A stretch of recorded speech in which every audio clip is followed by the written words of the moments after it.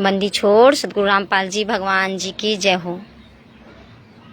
परमपिता परमात्मा इस नीच को किसी भी प्रकार की त्रुटि हो, कोई गलती हो तो मालिक क्षमा करें। मान बड़ाई अहंकार शरीर में ना आए दाता, हमेशा अधीनी भाव रहे मालिक। आप जी के चरणों में खुद भी लगूं, अपने भाई बहनों को भी कहूं वो भी लगे। हम इस काल जाल से जल्दी निकलें। ये मेरे बंदी छोड़ दया करना मालिक। अपने बहनों के लिए कुछ संदेश देना चाहती हूँ।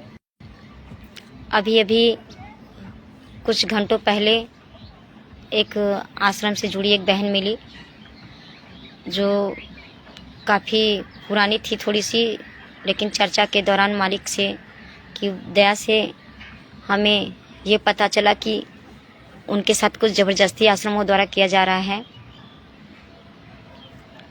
उन्हें फ़ोन ज़बरदस्ती उनका नंबर मांगा जाता है और दिन भर में कई बार फ़ोन किया जा रहा है। उन्हें सतनाम लेने के लिए भी ज़बरदस्ती किया जाता है।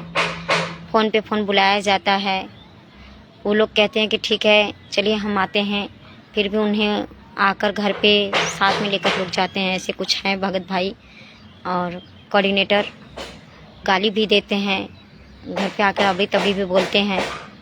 न जाने पे अड़सियों पड़सियों द्वारा कुछ भड़काया जाता है। तो वो बहन बोलने लगी कि मालिक से आप तो बोल रहे हो कि परमात्मा है और आप लोग जिस हिसाब से पवन दास का नाम ले रहे हो तो वो लोग तो तुरंत नाम बोलते हैं कि वो गुरुद्रोही है, इनका नाम ना लो। मैं तो उनका नाम भी नहीं लूँगी, मेरा मर्यादा खंडित हो जाएगा। तो ये दासी बोली कि अरे नाम आपका भी है, नाम मेरा है। अब एक बार जन्म लेने के बाद हम लोग का नाम रख जाता है तो क्या वो नाम टूटता है? वो तो जब तक अब जिंदगी रहेगी तब तक हमारा नाम चलता रहेगा। तो इसी प्रकार ये परमात्मा है जो हमें नाम दिए हैं मालिक ने। अब वो नाम टूटेगा नहीं, वो नाम ही रहता है। मर्यादा टूटती है हमारी। परमात्मा कहते हैं जिस प्रकार सीता को लक्ष्मण जी ने लक्ष्मण रेखा खींचा था, उसी प्रकार बच्चों मैंने तुम्हें ये मर्यादा रूपी लक्ष्मण रेखा खींच दिया है।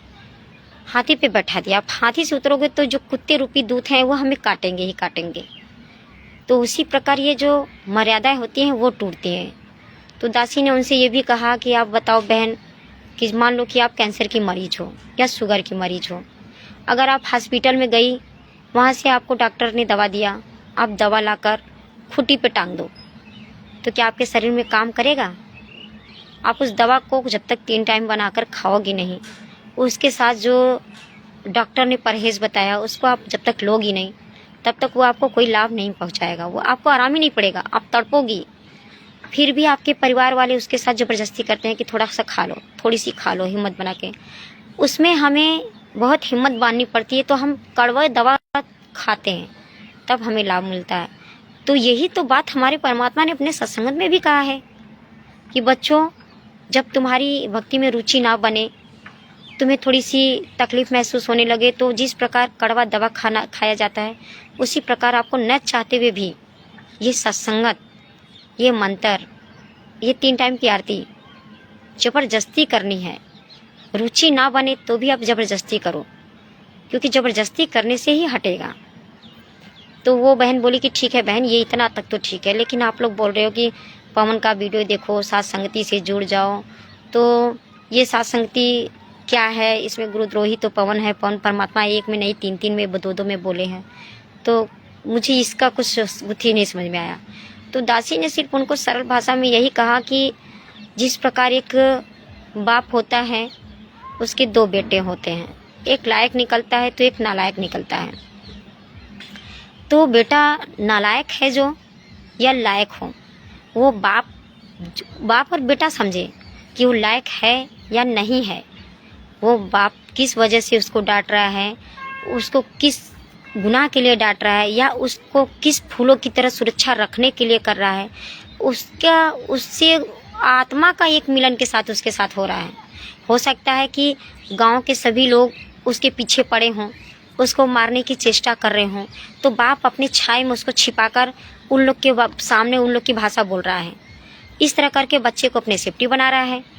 जैसे गांव में अगर बच्चा कोई गलती कर दे तो जगत वाले कूद जाते हैं मार करने के लिए।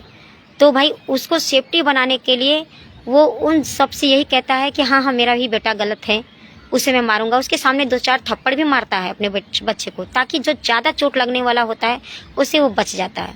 तो इसी तरह ये जो पवन भाई हैं, इनको परमात्मा ने गुरुद्रोही इसलिए कहा है क्योंकि सारे के सारे कोऑर्डिनेटर, क्योंकि ये हमेशा सच बोलते हैं, ये सच से कभी भी पीछे नहीं हटते। जो बात होता है ऑन स्पॉट बोलते हैं, चाहे किसी को बुरा लगे चाहे किसी को भला लगे।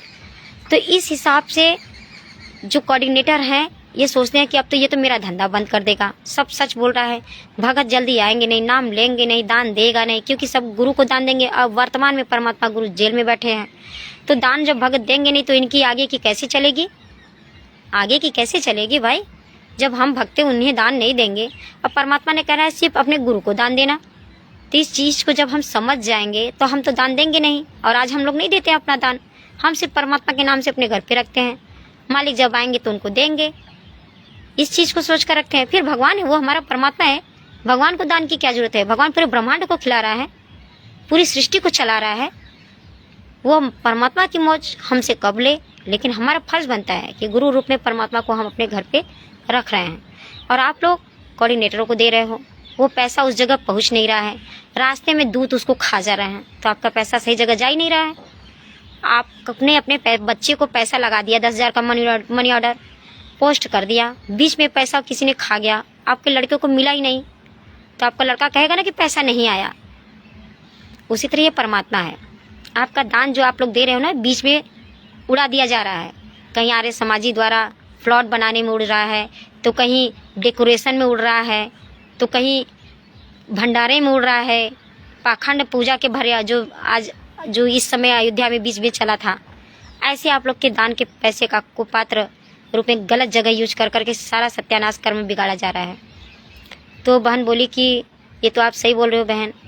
हमने कहा बस उसी तरह वो बाप है अपने इन सब दूतों से, कोऑर्डिनेटरों से, राजनीति गुंडाओं से, जो कि आज इस टाइम लाठी गोजी चला रहे हैं, जबकि परमात्मा ने कहा कि चींटी को भी नहीं मारनी है, और ये लोग भक्तों को मारते हैं। अरे जिस गुरु की पूजा आप कर रहे हो उसी गुरु की मैं भी पूजा करती हूँ। हम लोग 5 धर्म यज्ञ करने के लिए, परमात्मा का धर्म यज्ञ, हम आपस में मिलजुल कर भंडारा करते हैं, हम एक दूसरे के घर पे जाकर परमात्मा की महिमा करते हैं, चर्चा करते हैं, उनका भंडारा बनाकर उनको भोग लगाकर प्रसाद उनका हम सब बच्चे खाते पीते हैं। ये वहाँ पे जाते हैं तो परमात्मा की फ़ोटो उठाकर फेंक देते हैं, वहाँ पे जाकर उनकी जोत फेंक देते हैं, भंडारा सारा गिरा देते हैं। ये कहाँ का भक्त का लक्षण है? ऐसे मर्यादा नहीं खंडित हो रही है? बताइए भक्ति कहाँ है? तो बहन बोली कि नहीं, ये भी सही बात है। तो ऐसे कई बहनों को, कई भाइयों को उनके द्वारा ज़बरदस्ती आश्रम में बंधक बनाया गया है, लेकिन वो परमात्मा है। मैंने बोला आप मालिक के बल पे परमात्मा को आगे खड़ा करके तन मन धन से आप भगवान के लिए आगे बढ़ो। आप पवन भैया का लाइव देखो, आपको हिम्मत मिलेगी, मालिक आप पे दया बख्शेंगे। बहुत दयालु है ये परमात्मा। कहते हैं परमात्मा जो अनजाने में गलती होती है परमात्मा उसको सभी को माफ़ करता है, लेकिन जान बूझ साक्षी तजे परमात्मा रत्ती भर भी नहीं माफ़ करेगा। तो बहन को समझ में आया, तो दासी से कुछ ऐसे वीडियो इच्छा हुई अंदर से कि डाल दूँ। तो अगर कोई गलती हुई हो तो पहले अपने परमात्मा से माफ़ी, फिर अपने भाई बहनों से माफ़ी। सच साहेब जय बंदी छोड़ के।